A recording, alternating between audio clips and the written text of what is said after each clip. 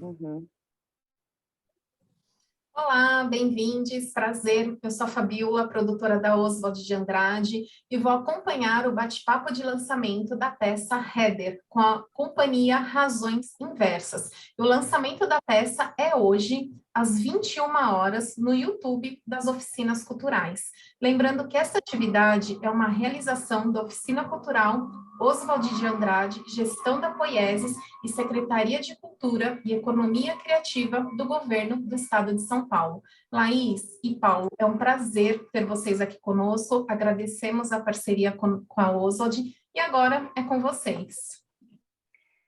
Oi, Fabiola, boa noite, Paulo, boa noite a todas, a todos e todes que nos ouvem, que nos acompanham aí nas suas casas. É uma alegria imensa estar aqui participando desse encontro, para discutir, para falar um pouquinho sobre o espetáculo Heather. Preciso lembrar inicialmente que esse encontro, né, como a Fabiola já falou, faz parte do lançamento do espetáculo, lançamento online do espetáculo, e tudo isso existe graças ao apoio da Poieses, da Oficina Oswald de Andrade, mas também do Governo do Estado de São Paulo, a Secretaria da Cultura e o edital PROAC Expresso 11/2022, que é o edital que viabiliza, né, o licenciamento sem exclusividade de espetáculo de teatro, ou plataforma #Cultura em Casa. Bom, falando sobre isso, cultura em casa, né? Estou aqui com o meu parceiro de cena, Paulo Marcelo, e para vocês também irem se situando aqui, qual que é a nossa intenção desse encontro. A ideia é a gente falar um pouquinho, cada um se apresentar, falar um pouco sobre a sua trajetória. Somos artistas da cena, pessoas que amam e que fazem do teatro a nossa própria vida e que fazem da vida também o teatro. Então a ideia é, eu vou falar um pouquinho sobre a minha trajetória, depois a gente vai fazer um bate-papo, a gente combinou de fazer algumas perguntas, 1, 2 perguntas, assim, bem tranquilas, suaves e indolores, para a gente ter também um jogo aqui entre nós, uma contracenação. Mas antes de eu me apresentar, antes de eu falar um pouquinho mais sobre mim, queria só também dar a palavra para o Paulo, dizer que ele é muito bem-vindo, que eu fico muito feliz de poder, além de conversar com ele em cena, também poder conversar com ele hoje aqui nesse Zoom maravilhoso da Oswald de Andrade. Bem-vindo, Paulo. Obrigado, boa noite. É um prazer estar aqui para conversar, falar, e aí daqui a pouco eu falo, né, sobre a trajetória, sobre a companhia e poder lançar mais esse espetáculo assim, para o público dessa outra forma, que eu acho que também é muito importante, né? O teatro é uma arte tão efêmera e a gente tem um registro e as pessoas possam acessar, é super importante. Então é um prazer estar aqui. É, isso aí. Vamos lá. Vamos lá, vamos lá. Então, assim, queria começar mesmo contando um pouquinho como que foi como que Heather, né, esse espetáculo, Heather é um nome feminino, nome inglês, é um nome de uma planta que tem uma tendência a se espalhar de uma forma que eu imagino que seja como uma espécie de trepadeira, uma planta que vai alcançando outros horizontes, assim, que cresce rápido e tal. Mas, assim, queria contar para vocês um pouco como é que essa peça surgiu, né? Como é que ela aconteceu aqui nas nossas vidas e para os públicos, para as pessoas que também puderam nos assistir, porque acho que tem aí uma história interessante, uma história também bastante inusitada, mas que também é muito marcada pelo nosso tempo, né? Então, eu sou atriz, eu sou também professora de teatro, e teve um momento na minha vida que eu falei, puxa, como atriz eu queria poder ter mais autonomia de poder realizar os meus projetos artísticos, né? Então eu fui fazer uma formação em gestão cultural e, simultaneamente, paralelamente a isso, eu também tive a felicidade de fazer um espetáculo com a companhia Razões Inversas, né? A companhia que o Paulo trabalha e cria, é o criador, enfim, ele vai contar tudo sobre as Razões Inversas, mas eu estava ali muito envolvida com eles, com o Márcio Aurélio, nosso encenador querido, amado, que também é o encenador do Heather e de tantas obras primas que, felizmente, nosso teatro brasileiro teve a chance de receber. Então, meu abraço, meu carinho, minha gratidão infinita para Márcio. E eu queria, assim, né, eu tive essa experiência de estar ali muito próximo a eles, muito encantada com a história deles, muito apaixonada, imaginando como seria estar mais um pouquinho com eles. Eu vinha de uma pesquisa que eu tinha feito sobre a Marilena Ansaldi, eu ganhei uma bolsa na época da minha formação para estudar a Marilena Ansaldi, para entender como que essa figura, que também é uma precursora do teatro-dança no Brasil, criou a sua trajetória. Essa trajetória foi muito bem fortalecida, o encontro bombástico, maravilhoso entre Marilena Ansaldi e Márcio Aurélio com o Hamlet Máquina, com os trabalhos que eles criaram juntos, é alguma coisa que sempre me inspirou. E eu falava assim, não, eu fiz Caixa de Memórias, que foi o espetáculo que nós estreamos pouquinho antes, 2017, né, lá no Centro Cultural 18. São Paulo. 2018, olha lá, pronto, a gente ensaiou em 17, então. Mas eu fiz esse espetáculo e falei assim, agora eu queria apresentar uma proposta para eles, para o Márcio e para o Paulo, e estava num momento de pesquisar textos e procurar textos na internet. Então, essa aqui foi a graça, né? É um texto de teatro que fala sobre relações em redes sociais, que tem uma pergunta fundamental, né? A gente combinou que a gente não vai dar muito spoiler, mas, de fato, né, a pergunta principal do trabalho é quem são as pessoas por detrás dos seus e-mails, quem são os artistas por trás das suas obras, né? E eu descobri esse texto pela internet, fui atrás da biografia do Thomas Eccleshare, que é o autor, é um jovem britânico que estava muito em voga na época, ele tinha acabado de ser lançado no Festival de Edimburgo também, e aquilo me encantou. Eu li numa toada só e não acreditei na qualidade daquele material. Li 2 vezes e falei, nossa, essa é a minha missão, assim, esse é o meu propósito agora. E fiquei muito feliz quando o Paulo e o Márcio aceitaram esse convite, né? E desde então a gente realizou um trabalho, primeiro com uma premiação do Festival Cultura Inglesa. A gente, em 2019, fomos contemplados com esse festival, né, com a oportunidade de realizar 2 sessões. A sessão que vocês vão assistir é a sessão que foi gravada nesta etapa do trabalho, né? O espetáculo estava ali ganhando seus primeiros contornos mais definitivos, e depois disso a gente ainda teve a alegria de fazer uma linda temporada no auditório do Sesc Pinheiros, e ali sim eu acho que também o trabalho ganhou mais densidade, né? A repetição para nós, artistas da cena, é muito boa, né? E a gente com certeza conseguiu também descobrir muita coisa, deixar o trabalho ainda mais pulsante. Então, posso dizer que eu fiquei muito feliz de ter vivido essa experiência tão intensa. Eu falo que ter construído essa trajetória junto com eles do espetáculo Heather é um divisor de águas na minha vida, assim, tem antes e depois. E acho que todo artista que tem um sonho, né, de realizar uma peça, de criar, de convidar, de fazer junto um trabalho que sempre vai ser muito coletivo, depende muito do desejo e de todo mundo ali abanando, né, a fogueira junto para a coisa ganhar corpo, assim, para mim eu sou eternamente grata e deixo isso muito registrado, assim, pelo carinho, pela maneira como nós fizemos um trabalho impecável, assim, acho que no lugar da excelência que eu sempre almejo para a minha criação, para o meu trabalho artístico, ali eu tenho, assim, uma fonte inesgotável que eu sempre volto e lembro e penso e uso, no melhor sentido do termo, muito das nossas conversas, dos nossos obstáculos, dos nossos desafios, para também buscar cada dia ser uma artista melhor. Então, é isso, assim. Aí depois eu vou falando mais sobre o trabalho, eu tenho perguntinhas para fazer, mas aí vou fazer, assim, agora bater a bola, assim, lançar essa bola para o Paulo falar um pouquinho também sobre ele, sobre a companhia, enfim. Bom, eu sou Paulo Marcelo, né? E Ano passado eu completei 40 anos de teatro, olha só, hein? Eu comecei cedo. E na companhia, esse ano, no fim do ano passado, completamos 32 anos de Companhia Razões Inversas, né? A Companhia Razões Inversas, ela surgiu na Unicamp com parte da primeira turma de artes cênicas, dirigidos pelo Márcio Aurélio, e aí, a partir daí dessa montagem, nós criamos a Companhia Razões Inversas. E é um longo percurso, né?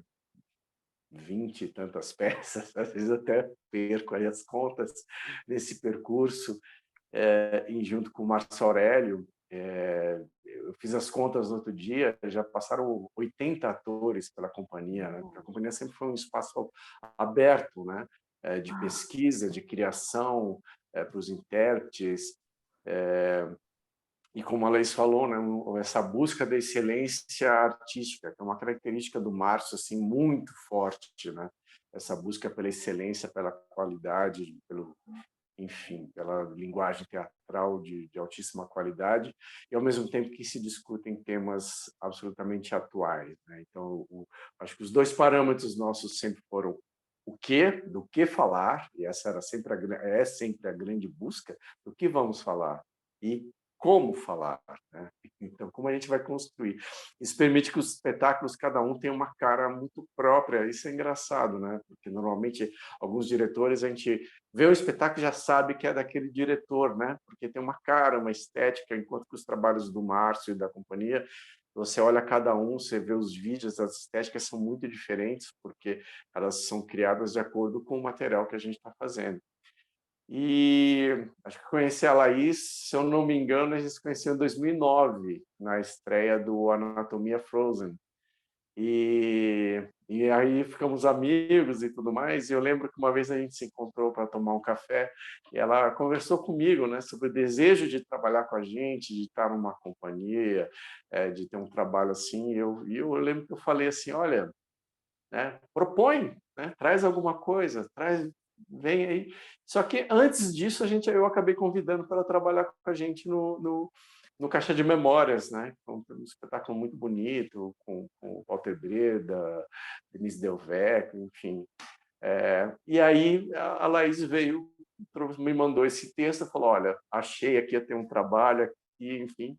Eu falei, maravilha, vamos lá, vamos ler, né? E eu li com o Márcio Aurélio, a gente achou muito interessante, né? Então, o Heather é um texto muito desafiador, né?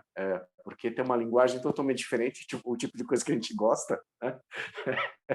E quem assistir vai ver, né? Vai entender do que eu estou falando, que foge da dramaturgia convencional. E isso nos instigou. E aí a gente falou assim, não, vamos fazer sim. Vamos fazer acontecer, vamos realizar esse trabalho. E aí unimos nossas forças, né? Então foi muito legal a iniciativa da Laís, se juntou na companhia, ela já vinha trabalhando com a gente no trabalho anterior, então foi realmente uma coisa bem bacana. E esse trabalho que eu diria que foi um grande desafio, justamente por causa da linguagem muito específica, contemporânea, e tratando, como ela estava falando, de temas que são extremamente contemporâneos, né? A relação entre o artista e a obra, entre o que é a obra e quem é esse artista. Essa é uma grande questão contemporânea, né? A gente vive momentos que se fala muito de cancelamento de artistas, de pessoas que, por causa do que eles são, de ações, de palavras, de coisas que fizeram, e a obra. E como isso se relaciona? Então, essa é uma discussão complicadíssima, profunda, e que eu acho que o texto propõe de uma maneira vertical essa discussão entre quem é o artista, quem é o indivíduo e qual é a sua obra, né? E o que pesa aí, quais são as forças que estão nisso. Então, é muito interessante. É isso, né? Laís? Demais. Você contando, assim, nessa problemática toda do trabalho, né, do espetáculo, me lembrei também de uma informação muito legal, assim, de trazer para os espectadores que também têm essa, né, curiosidade de saber um pouco mais, de buscar informações, né, sobre como que surgiu, né, o texto, da onde que se partiu para também desenvolver todo esse jogo da teatralidade.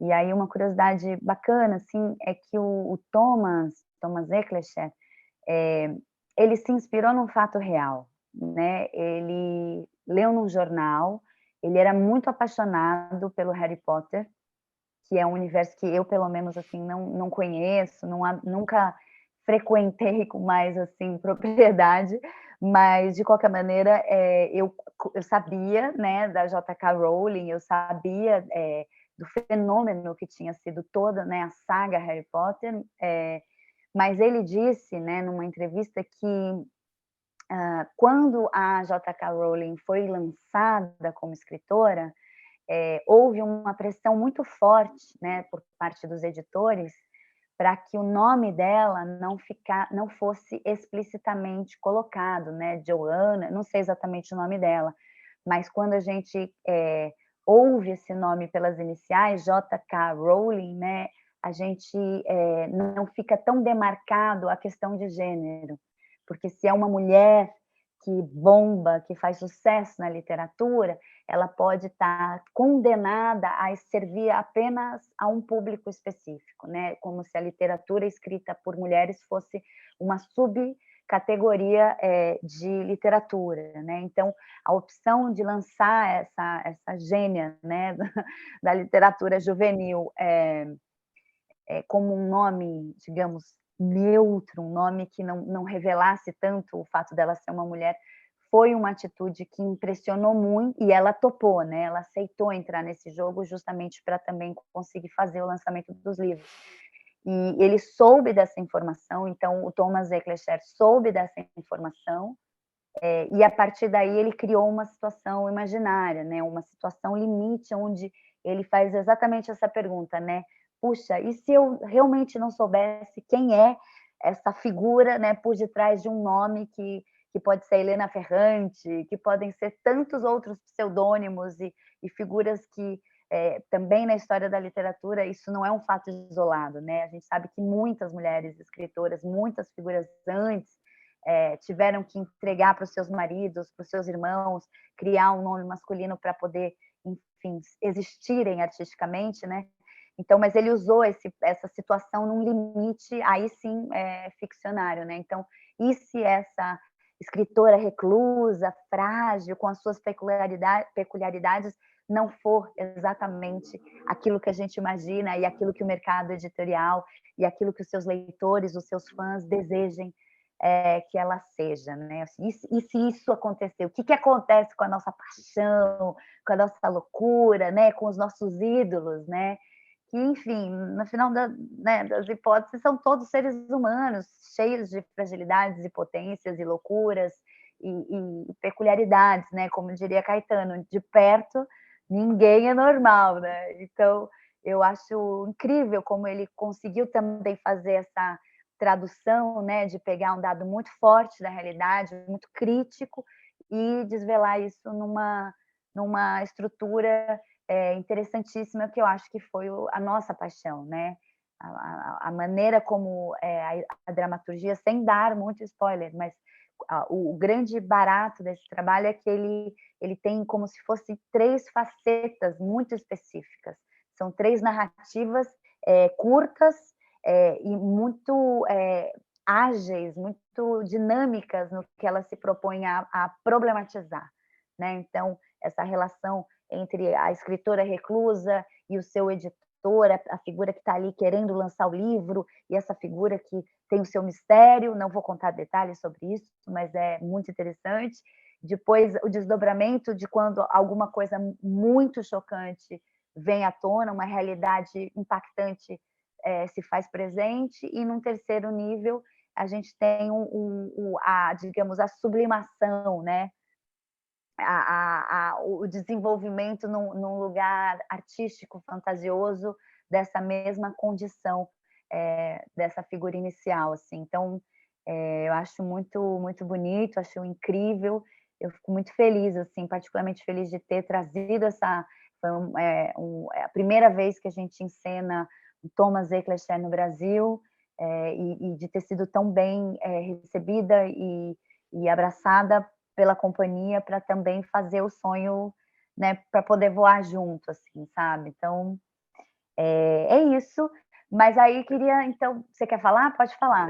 Só queria complementar, porque uma coisa que não era esperada pelo Thomas e por nós é que é um exemplo do que está acontecendo hoje, né? Que a Rowling está sendo acusada por diversas falas transfóbicas, entendeu? Postagens transfóbicas, e que cai exatamente no outra faceta da peça, porque não é só de quem é a identidade, né? Quem é essa pessoa. O fato dela ser transfóbica, entendeu? Ter, digamos assim, falas transfóbicas, né? Isso anula a obra dela ou não? Como você cancela o Harry Potter, mas como você faz isso se já é um sucesso mundial estrondoso? Foram feitos 8 filmes, eu acho, se não me engano. Enfim, e você não consegue cancelar, né? Inclusive, continuam sendo feitos outros filmes de outras partes, né? Os Animais Fantásticos e tudo mais. Então, eu acho que cai exatamente isso. Isso é uma coisa que, na época, quando a gente fez, a gente não tinha nem noção disso, né? Que ia acontecer com ela também.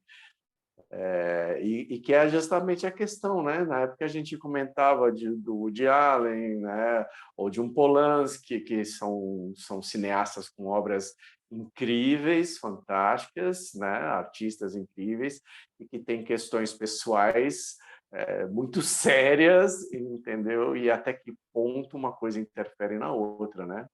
E essa é uma questão complicadíssima. Ainda mais no ambiente artístico, né? Ainda mais para seres que buscam, né, em última instância, uma ideia de liberdade, né, muito cara, né? Mas eu acho esse assunto maravilhoso, assim, eu acho que ele dá pano para muita manga, assim, sabe? E inspira mesmo, né? Para a gente também sair de de um certo moralismo, né?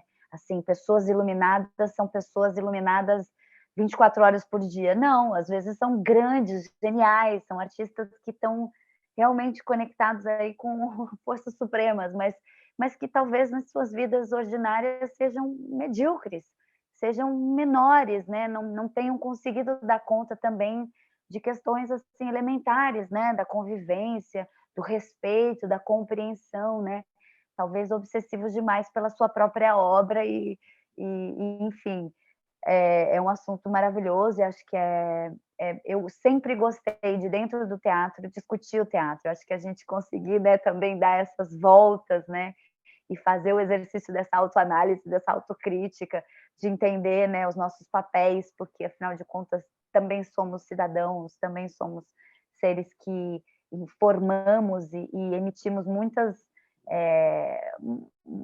dados para além daquilo que chega, né, que transborda do palco, assim, não sei, imagino, como professora, como uma artista que também busca um trabalho autoral, assim, acho que é realmente um desafio imenso, assim, não cair na moralidade, né, mas ao mesmo tempo entender nesse jogo super polêmico das verdades que habitam esse mundo, a sua ética, né? E necessariamente a ética ela não está separada da nossa estética, né? O que a gente faz em termos de processo é necessariamente o que a gente pode alcançar, que está evidente em relação ao produto, ao resultado do nosso trabalho, né? Aos nossos hábitos, as nossas práticas de criação estão muito coladas, né? Aquilo que fica como sobra e como obra, né? Do material cênico, assim.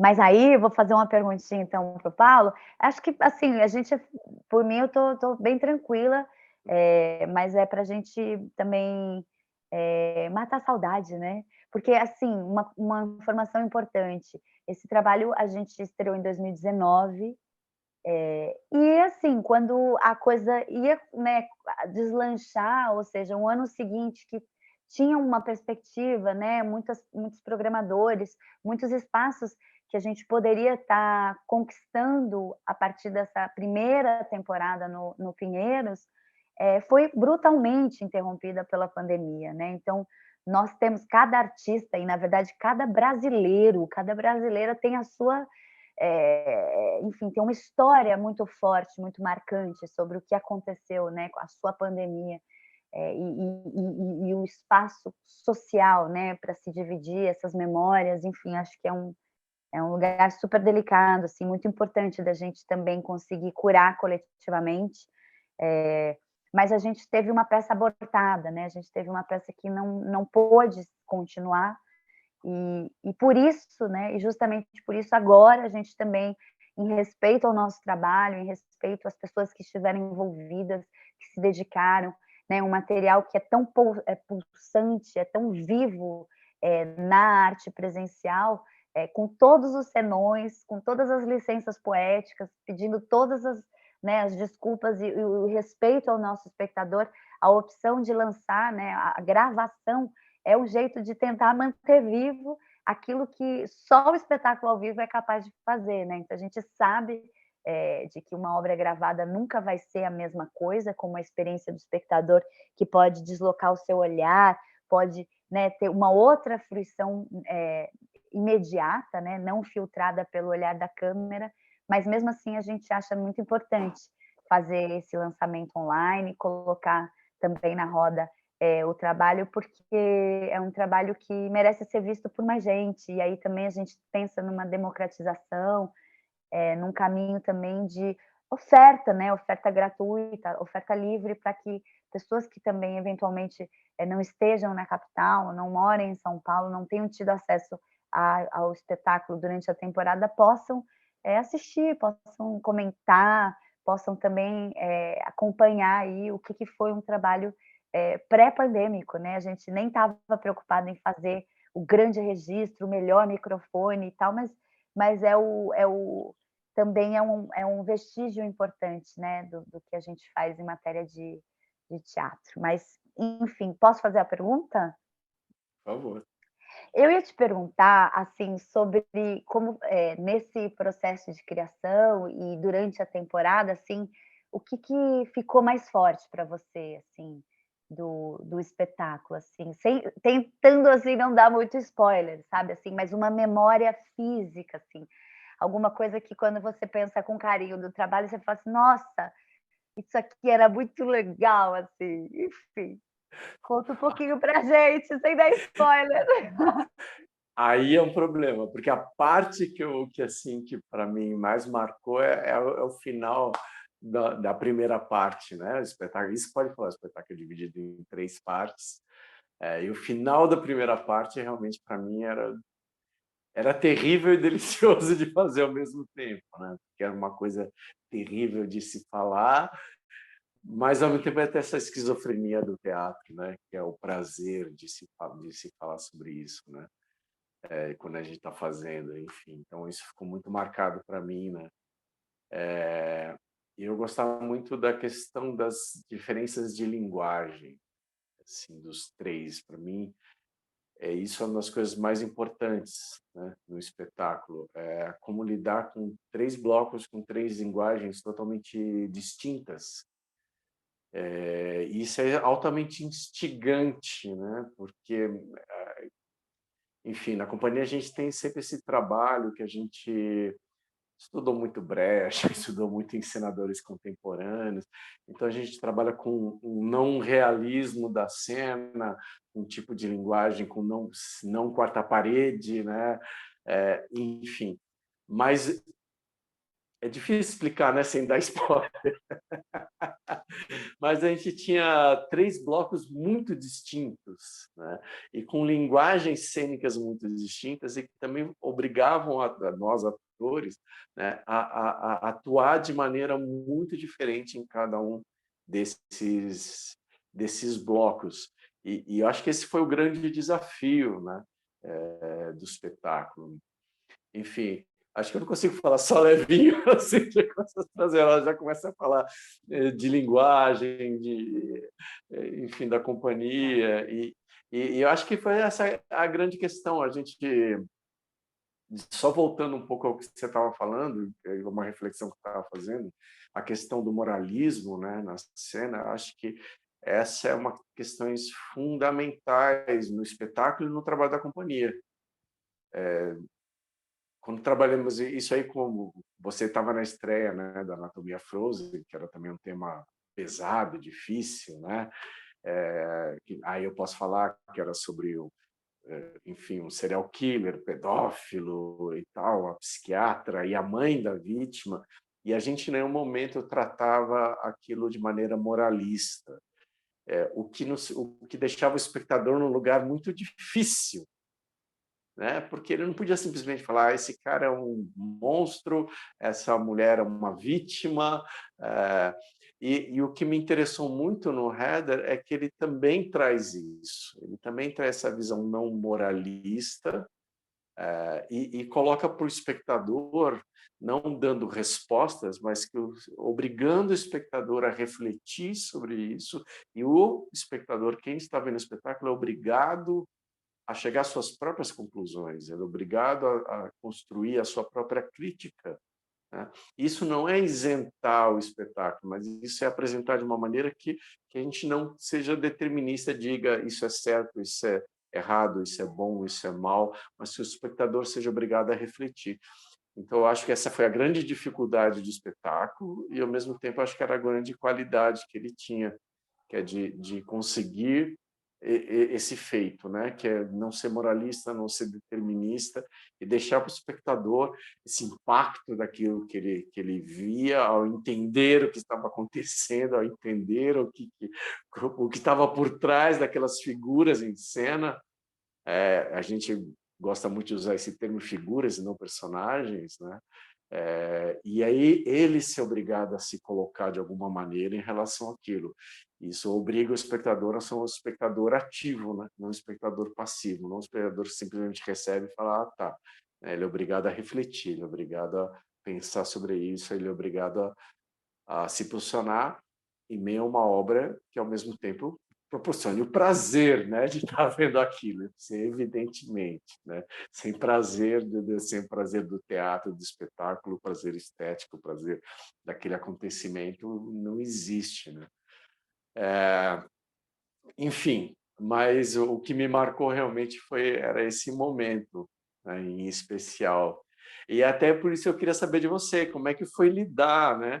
Eu lembro de te ver em outros espetáculos com linguagens diferentes, né, dessa linguagem, num certo sentido, no Caixa de Memória, a gente já trabalhou um pouco isso, mas acho que no Heather isso era mais potente, mais forte, né? Eu lembro quanto que a gente trabalhou para conseguir isso daí, né? Foi realmente, né, nossas conversas, longas conversas sobre isso, né? Que a gente tinha. Enfim, então eu queria que você falasse um pouco sobre isso, né? Como é que foi o processo de entrar nesse tipo de linguagem, essa coisa que o Márcio exige da gente, né? Por isso que eu falo assim, o Márcio não é um diretor fácil, né? Porque ele exige dos atores o máximo, essa excelência que ela estava falando, que ela se exige também, e o Márcio é o primeiro a exigir de todos os atores, ele nunca deixa a gente estar no confortável, no fácil, no conhecido, ele sempre quer que a gente vá para o desconhecido, ele sempre quer que a gente vá para aquele lugar que não é o confortável, né, para a construção desse trabalho. Então, eu queria que você falasse sobre isso, como é que foi essa sua relação com isso, com o trabalho com o Márcio, com o trabalho dessa construção, e também, sim, onde que está o seu prazer, né? Onde que está esse momento que você não esquece do espetáculo que te dava prazer. Eu sei dizer o lado do que eu via no seu trabalho, que é o momento que eu mais adorava, mas, enfim, fala para a gente um pouco, Laís. Obrigada pelas perguntas, e eu só queria que você me ajudasse a lembrar aquela máxima, a equação da companhia, que era o máximo de Ah, tá. objetividade retórica. Isso aí é do Aristóteles, né? Que é o máximo de objetividade retórica para se obter o máximo de subjetividade poética, né? Isso é lindo, Enfim, que é isso é como lindo, você isso. constrói o seu discurso cênico para que proporcione para quem assiste a subjetividade poética, né? Uhum. Que o espetáculo cresça, ao invés do ator que fica na sua viagem pessoal, subjetiva, não, ele tem a objetividade na construção do trabalho para que essa subjetividade transpareça na obra, né? Exatamente. Obrigada por lembrar e ainda trazer esse caldo, assim, de informações, porque Eu acho que, assim, né, quando a gente busca esse tipo de trabalho, de pesquisa, a gente está necessariamente também tentando se livrar, né, de uma espécie de clichê, né, de um tipo de ideia de atuação que tem muito a ver com, eu preciso sentir, eu preciso estar emocionada, eu preciso, né, assim, na verdade, o jogo todo, foi muito desafiador para mim, assim, acho que são quilômetros que a gente avança, né, assim, tempos de voo conquistado por conta desse processo, porque é isso, assim, tem um rigor, tem uma sofisticação, tem um pensamento crítico, poético, né? Então, assim, um dos lugares que eu gostava muito de ir para o ringue. A minha sensação é que eu estava indo para o ringue e eu levava isso a sério, às vezes a sério até demais, eu confesso. Mas, assim, o que me dava muito prazer era quando eu conseguia jogar tanto contigo, né, em cena, em relação desse ping-pong sonoro, do cruzamento das falas, né, de como vem uma nota, vem a outra, e vem uma pausa e acontece outra coisa, então é tudo muito desenhado, e quando isso também acontecia com a trilha, né, então a trilha dava assim, era o respiro para falar uma coisa e aí, pumba, a trilha fechava. Então quando eu me sentia parte da cena, assim, integrada num jogo onde eu falava assim, o centro da cena é a cena, né? Eu estou em função de uma obra. Essa obra não está aqui para me colocar como vedete, como diva, como eu sou bonita, cheirosa e charmosa. Nada disso, assim. Como eu tinha que fazer alguns atravessamentos e nem todos assim, o exercício de domesticar daquelas personagens caberem em mim, né? De eu conseguir ir na matemática, assim, numa composição. Como eu venho da dança, eu consegui, por aproximação a esse lugar do desempenho espetacular, né? Que não é a pura virtuose, porque tem que ter alma, tem que ter jogo vivo, tem que ter tesão, tem que ter vontade de estar ali, porque senão não acontece nada, fica vazio, fica frio, fica técnico. E eu nunca senti que a gente fez nenhuma apresentação técnica. Pelo contrário, ela vinha sempre num lugar com muita carne, mas também nessa matemática rigorosa, assim, sabe? Então, isso eu levo para a minha vida. Isso o desejo é sempre encontrar formas de, nessa perspectiva, construir um trabalho consistente, porque eu acho que a referência da vida como ela é, o cotidiano para construir teatro, também é interessante, também tem outros desafios, né? Mas eu acho tão lindo o teatro que se afirma na teatralidade, né? O teatro que quer ser teatro mesmo, que vem e dá a cara, a tapa, num lugar de falar assim, agora imaginem que aqui estamos numa montanha, agora imaginem que aqui dentro é uma prisão, que aqui dentro existe... É isso, a gente pode, com o trabalho ativo do espectador, a gente consegue o impossível, né? O teatro, pela sua amplitude de caminhos e de convite, de liberdade, é o lugar onde você não depende da montanha ou dos elementos reais para construir muitas realidades, né? Então, isso eu acho, assim, mais incrível desse trabalho. E eu gostava muito também, assim, no começo, quando a gente tinha que descer a escada, assim, da música, e a gente se apresentava, né? Então, tinha um jogo que era uma espécie de coreografia, quando a gente ia para o microfone. Enfim, eu gosto do espetáculo inteiro, assim, faria ele de novo, inteiro feliz.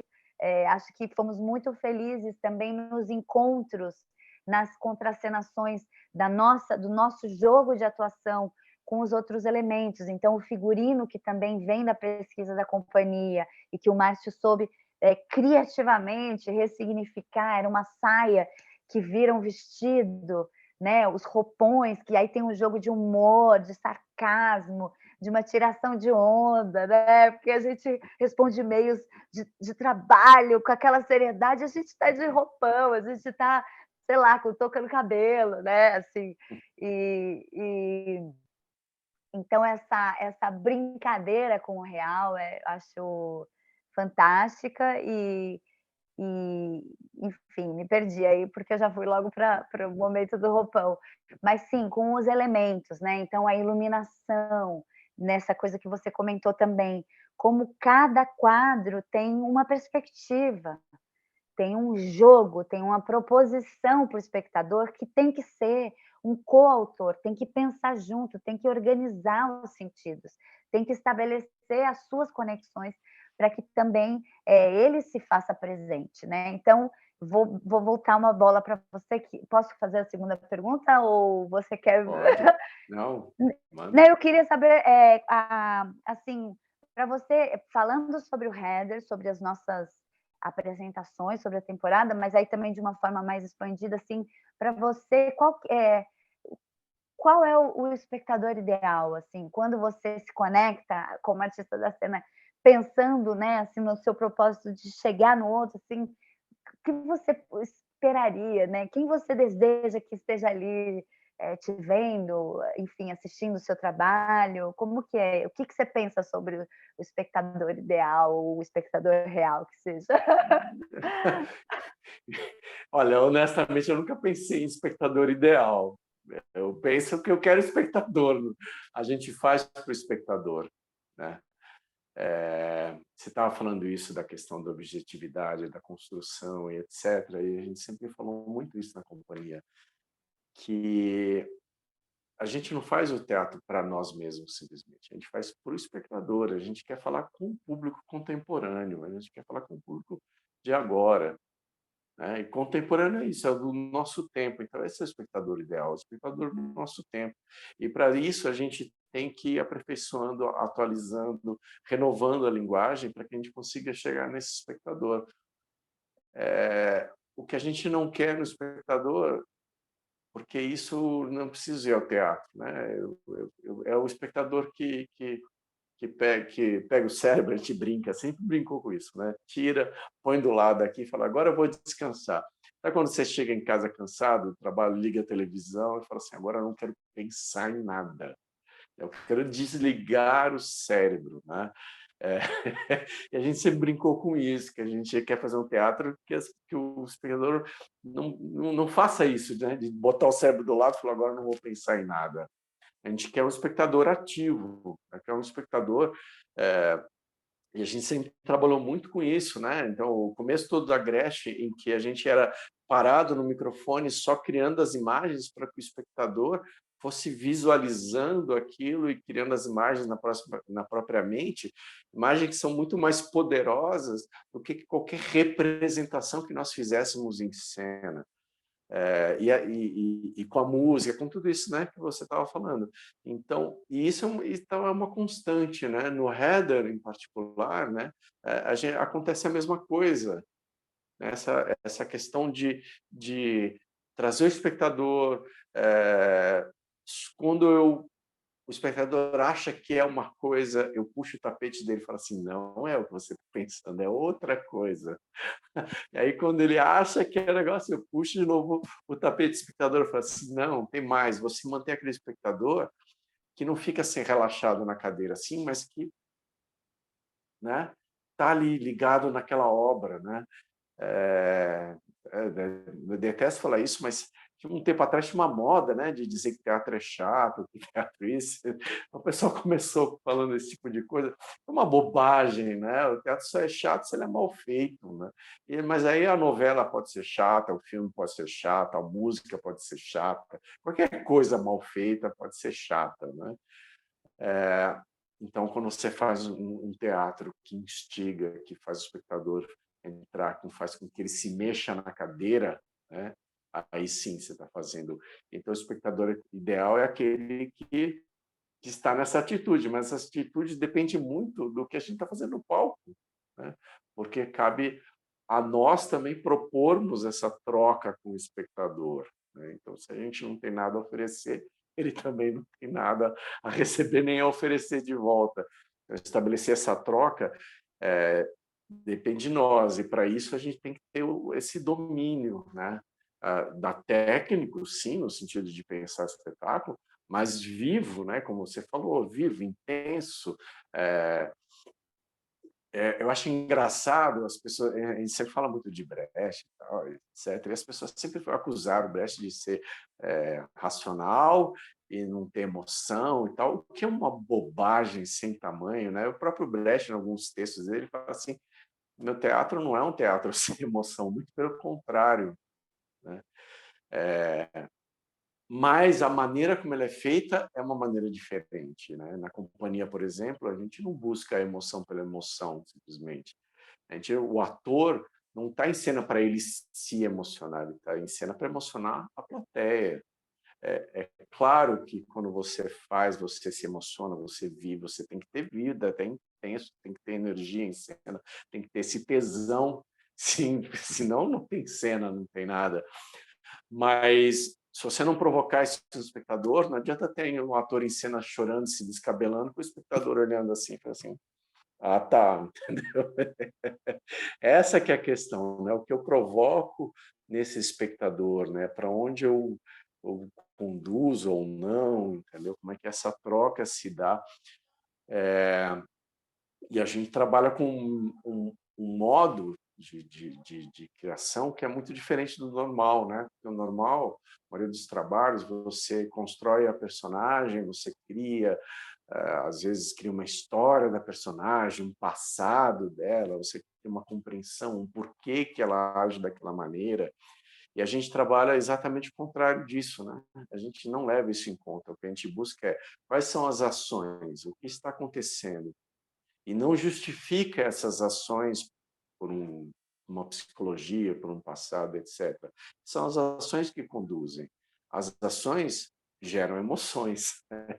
Então, e essa que é a contradição, né? Porque é muito mais fácil você se emocionar realizando uma ação do que você querendo buscar uma imagem do passado, uma coisa que te emocionou. A ação em si, ela emociona, a ação em si, ela causa, e causa em quem está vendo. E isso é um pouco como é a vida, né? Quando a gente é a vida, a gente vê as pessoas agindo. Você nunca tem um manual dizendo, não, ele age assim porque ele teve um trauma na infância, ou porque não sei o quê. A gente vê as pessoas agindo e nós tiramos as nossas conclusões e sentimos ou não, de acordo, criamos empatia, enfim, de acordo com aquilo que a gente observa. Então, proporcionar isso ao espectador, tanto como uma forma de construção, né, do ator, não psicológica, né, mas a partir de ações concretas, de escolhas conscientes do que mostrar, o que eu mostro dessa figura, o que é interessante eu revelar ao espectador, o que eu mostro de contradição, que é o contrário do normal, que é buscar aquele personagem que ele é todo certinho, ele não tem contradições, ele é aquela coisa redondinha, fechada.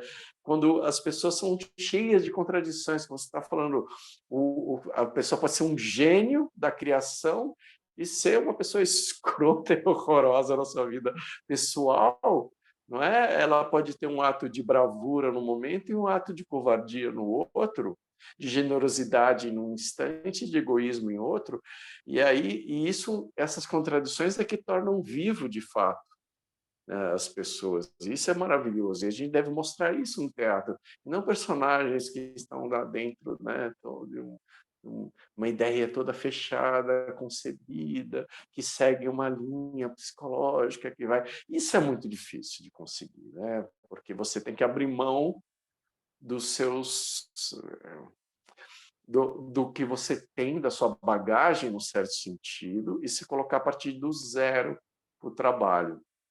Fazer isso deixa a gente num lugar de muita insegurança, né? Num lugar de onde que eu vou, né? Porque eu não posso me apoiar numa figura, num jeito de fazer, etc. Eu tenho que descobrir qual é aquele modo, aquele instante, né? E coloca, mesmo com 40 anos de trabalho, cada vez que eu vou iniciar um trabalho, eu começo da página em branco. Enfim, já estou indo para outra coisa, né? Mas é um pouco isso, né? E aí na relação com o espectador, realmente é uma relação muito consciente nossa da construção, mas é uma relação muito sensível. O Márcio Aurélio sempre conta, né, que ele ele estudou, né, um tempo com o Eugênio Kuznet, né, acompanhou o Eugênio Kuznet, e o Kuznet deu um conselho para ele assim maravilhoso, que ele falou assim: não, você é muito bom, é muito interessante seu trabalho, mas ele vai ficar, eu não lembro o termo, mas vai ficar incrível, ou vai crescer, ou vai assim, na hora que você deixar de ver com olhos de ver e começar a ver com olhos de sentir. E aí você fala assim, como que é isso? Como é que eu tenho essa objetividade retórica? Como é que eu tenho essa construção, né, onde eu escolho, onde eu sei, aqui eles vão rir, aqui eles vão sentir, aqui eles vão surpreender, mas ao mesmo tempo pela sensibilidade, não é uma questão racional. A gente sente, né? E essas duas coisas não são contraditórias. E é isso que as pessoas têm dificuldade de entender. A gente pode fazer um teatro, sim, que é construído, pensado, que tem uma construção retórica, objetiva, mas que é feito pelo sentir, né? Pelo aquilo que eu sinto em cena, por aquilo que eu sinto, enfim, essa visão poética da cena. Eu acho que e isso é uma coisa que às vezes eu tenho medo que a gente que se perca, né, na contemporaneidade, que é a compreensão do sentido da metáfora, das imagens, daquilo que vai além. Eu acho que essa é uma grande questão, né? No Herder, ele é completo de metáforas. E as pessoas, eu vejo assim muitos espectadores, público em geral, em todas as artes, que vem tudo literalmente. Eu fiquei chocado essa semana, você deve ter visto, né? Que nos Estados Unidos a professora foi denunciada porque mostrou a escultura do Davi, do Michelangelo, e os pais dos alunos acusaram ela de mostrar pornografia, né? Eu fiquei bastante assustado, porque é um mundo que não entende metáforas, que não entende arte, que vê tudo dentro de uma visão tão estreita, né? Então, eu até queria saber de você a sua visão sobre isso, né? Essa questão, porque a gente está vendo, eu vejo muito teatro às vezes que ele fica só num nível assim ou de denúncia, e se perde a questão da metáfora. E o nosso espetáculo ele traz isso, né? Porque todo terceiro bloco ele é pura metáfora. Ele é pura metáfora, né? Então, eu queria saber como é que foi lidar com isso, né? Como é que é essa relação entre objetividade e sensibilidade, né? Como é que isso se dá, sabe, na sua construção como atriz e na cena. Eu acho que essa é uma questão bem interessante, né, para nós atores e também quando a gente pensa não só como ator, mas como cena, né? Porque como você bem falou, a gente procura não pensar em cena como no meu ego, assim, no como eu vou brilhar, ou como eu vou aparecer, mas na minha parte dentro dessa construção. Que o ator é um elemento fundamental, principal, mas ele está junto com a luz, com o cenário, com os figurinos, com tudo que está compondo a cena, com o outro ator, com o que ele está falando, com a construção do seu gesto, etc. Então você pega um pouco esse ego que nós atores costumamos ter inflados, né? E tem que fazer um exercício muito grande, né? De botar ele para baixo, né? Então, queria que você falasse um pouco isso, como é que foi para você esse processo de ter que lidar com essa forma de teatro, enfim, né? Ai, lindo, tudo isso que você falou é lindo, para mim são aulas. E, assim, eu lembro muito, por exemplo, do trabalho que a gente fez com o texto, né, assim, surpreendentemente, eu vivia uma espécie de angústia e ansiedade constante, porque eu achava que a gente tinha que ir para o espaço e começar a experimentar, e fazer, e movimentar, e agir, né, ir para a ação. Mas, assim, eu acho que eu nunca, assim, eu fiz umas 30 peças também, mas eu nunca tive, assim, a oportunidade de é como se a gente estivesse esculpindo uma pedra, assim, então cada pedacinho do Michelangelo que a gente foi, assim meticulosamente, encontrando, descobrindo, melhorando, ouvindo, né, porque, assim, tem o que a gente quer ouvir, tem o que a gente está falando e tem o que está sendo dito. E a gente tem uma imaginação, né, a gente tem uma tendência a colocar a gente né, a colocar uma leitura, né, a comentar aquilo que as palavras dizem, né, o poder das palavras, assim, né? Então, quando eu comecei a descobrir que as palavras têm relevo, que elas têm peso, forma, cor, sabor, temperaturas, assim, isso é mais um desses aprendizados para a vida, assim, porque é inacreditável. E agora, para essa conversa, eu revi o vídeo, assim, então foi muito legal perceber que é um trabalho que exige muita paciência, realmente exige um estado de aprendizado, de desapego, né, desse confronto da página em branco que você trouxe, e que ele é muito difícil, porque o nosso tempo é o tempo da produtividade, é de mostrar o quanto a gente é forte, o quanto a gente faz, o quanto a gente acontece, e você mudar a marcha, você colocar o trem para correr no trilho da artesania, do manual, dessa coisa que é tão, tão, assim, um bordadinho, né? Então a gente passava horas para entender, assim, principalmente no início do processo, né? Assim, entender como fala. E o Márcio é um encenador da escuta, então ele está pouco, às vezes, importado numa certa etapa do trabalho com o que está acontecendo visualmente, porque ele quer escutar, né? Ele quer entender nessa musicalidade, né? Nesse desenho das palavras, aquilo que chega, né? Como essa verdade da objetividade poética, né? De um lugar que, assim, não adianta você querer quebrar a frase em 3 pausas. Isso é necessidade da atriz, não é o que o texto está dizendo, não é o que vai ajudar a contar essa história, né? Então a gente ganha uma consciência de estrutura de narrativa, né? De composição, que, que eu acho que é muito importante. E esse trabalho, ele pode ser perceptível para quem digamos, enfim, ligado, né, assim, profissionalmente à cena, que vai lá e consegue identificar isso, mas com certeza qualquer público, todas as pessoas que chegam para assistir um espetáculo desse, saem com ideias, né? Saem com imagens, saem com proposições, que a gente chama, saem com conteúdos, né? E o que, né, quando você fala assim, pô, a gente vive numa era onde as metáforas estão sendo abolidas, né? Onde não é permitido, né? Porque eu acho que a gente vive um caos, né? Assim, não querendo ser passadista, né? Porque eu acho que tem um monte de coisa boa, importante que está acontecendo hoje também, né? As desconstruções e todas as revisões também fazendo as reparações, né? Isso é extremamente urgente, necessário, importante, e eu espero que a gente gaste muito tempo, socialmente falando, para acertar, né, o papel de todas essas questões identitárias, principalmente, mas, assim,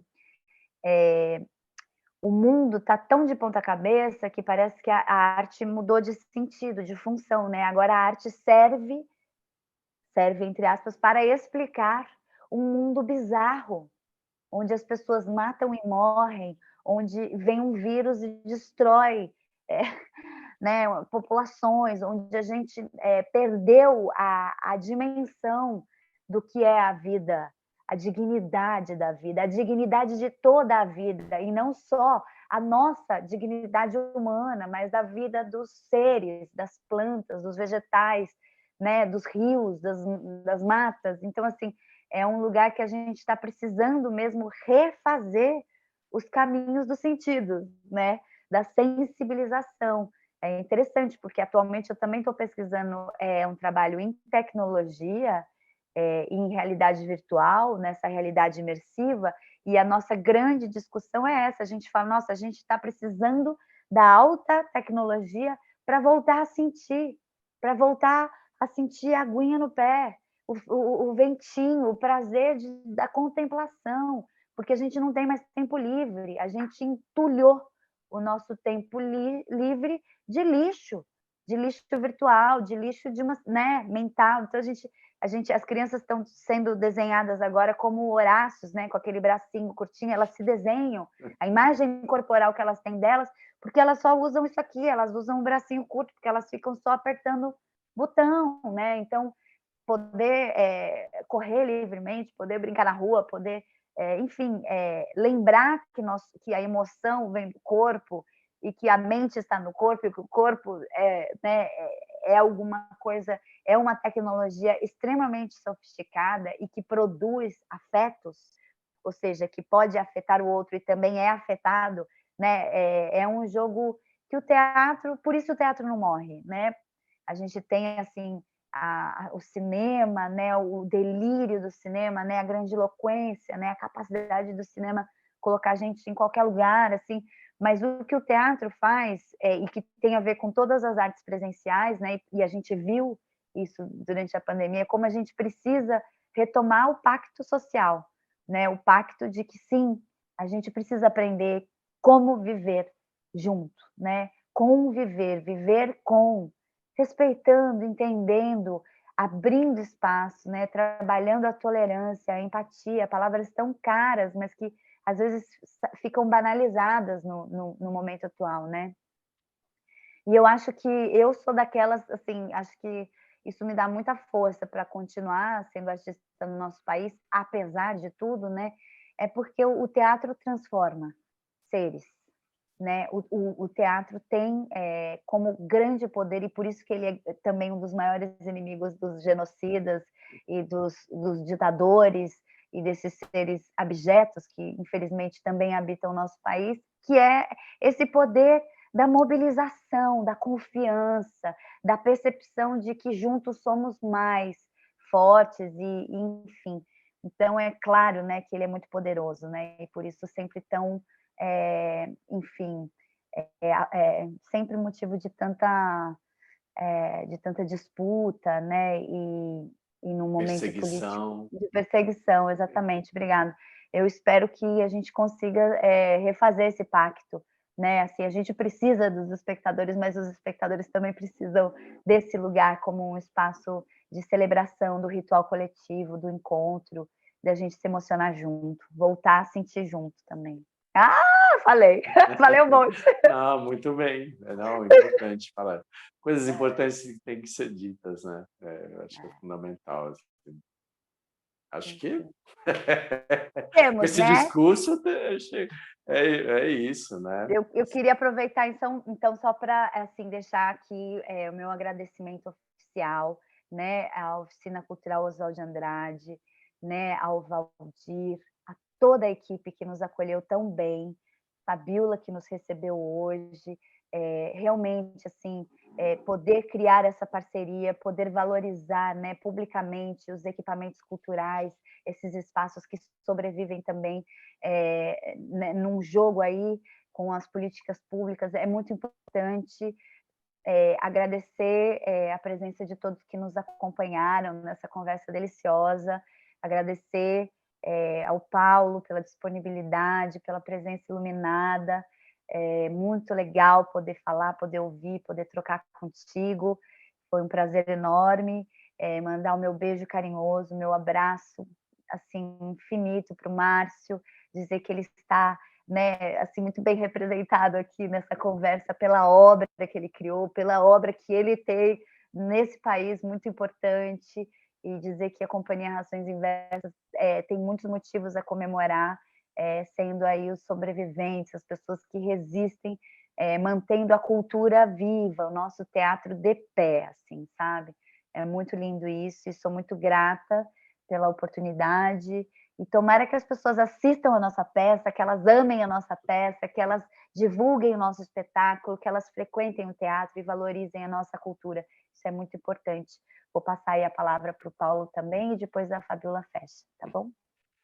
Bom, pessoal, repetir, né? Todos os agradecimentos. Eu não vou falar tudo de novo, então muito obrigado, e agradecer agora a Laís também por essa iniciativa. Acho que foi muito bacana, assim, acho que é muito bom, importante a gente ter essa oportunidade de falar e de trazer o espetáculo público e abrir esses espaços, né, que nos são possibilitados aí, porque pelo poder público, né? Isso eu acho que é fundamental. Então, a gente ainda vê iniciativas e projetos e editais e coisas que ainda que dão oxigenam, que dão vida e que nos auxiliam a continuar nessa tarefa tão ingrata, né? Que tão perseguida, como ela falou, né? Porque incomoda normalmente, e ao mesmo tempo a gente vê iniciativas que valorizam, que incentivam. Então a gente só tem a agradecer, né? De ter essa oportunidade. Muito obrigado. Bom, que delícia de bate-papo. Mais uma vez agradeço a todos também que nos acompanharam. Agradeço a presença, Laís, Paulo, mais uma vez agradeço a parceria com a Oswald. E eu tô aqui curiosa para assistir a peça, né?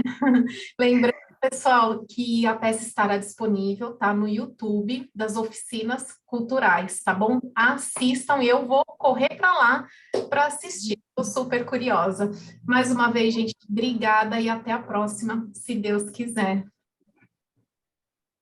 Beijo.